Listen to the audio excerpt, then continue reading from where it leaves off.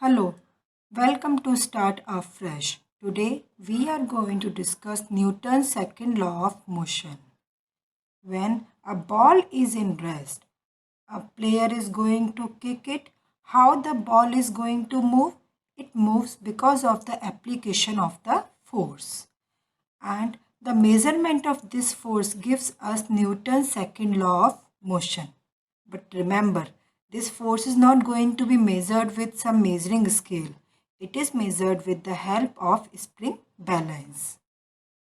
When the ball is kicked by the player, it is kicked in a particular direction. The force is applied in a particular direction, which gives us idea that force is a vector quantity.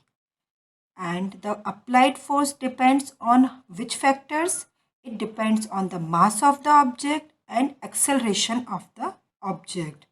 The how much speed we are going to increase or decrease. This you must have observed in the game of cricket.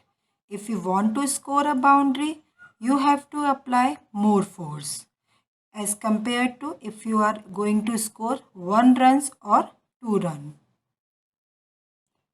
Force applied is also depends on the mass of the object.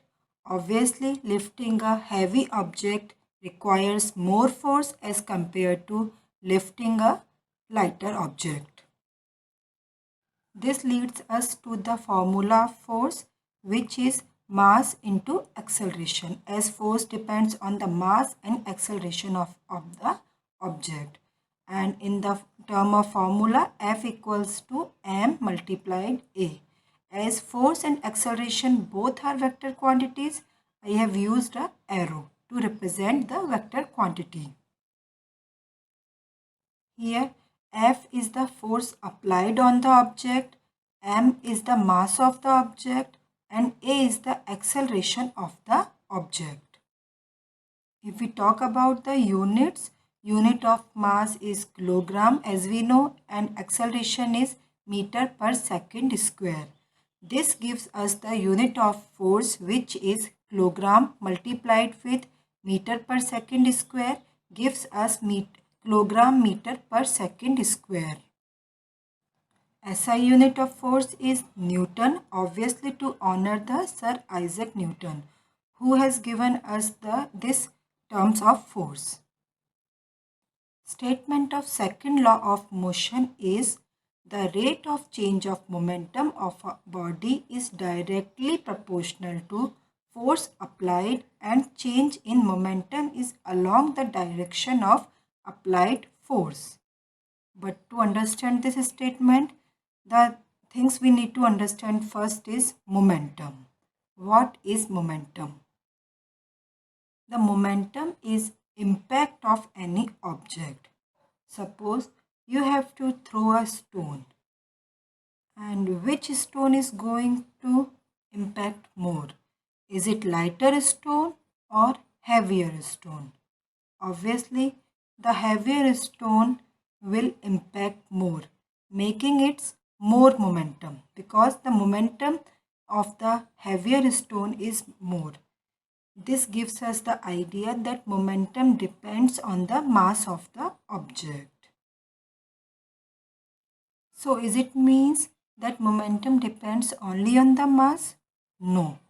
If we take the example of bullet fired from a gun, obviously the mass of the bullet is very less, but its impact is very high because of its high velocity. Thus, it means momentum depends on mass and velocity both, giving us relation of momentum which is equals to mass multiplied with velocity of the object. As momentum is represented by small p is equals to m multiplied with the v.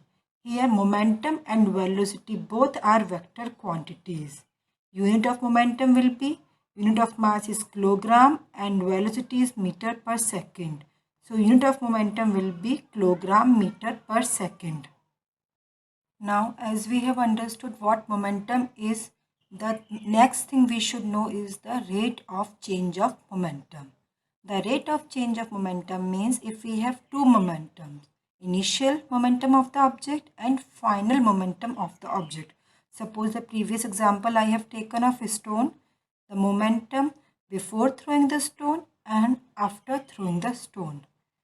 So difference of these momentum, which is final momentum minus initial momentum divided by the time taken, is known as rate of change of momentum. It is proportional to the applied force. As per the statement, this rate of change of momentum is proportional to the applied force. So as final momentum is represented by P2 and initial momentum is represented by P1 divided by time t is proportional to the applied force F. If we substitute the values of momentum as mass into velocity, the final velocity is v and initial velocity is u. So final momentum becomes m into v and initial momentum becomes m into u. And applied force is proportional to m into v minus m into u upon t.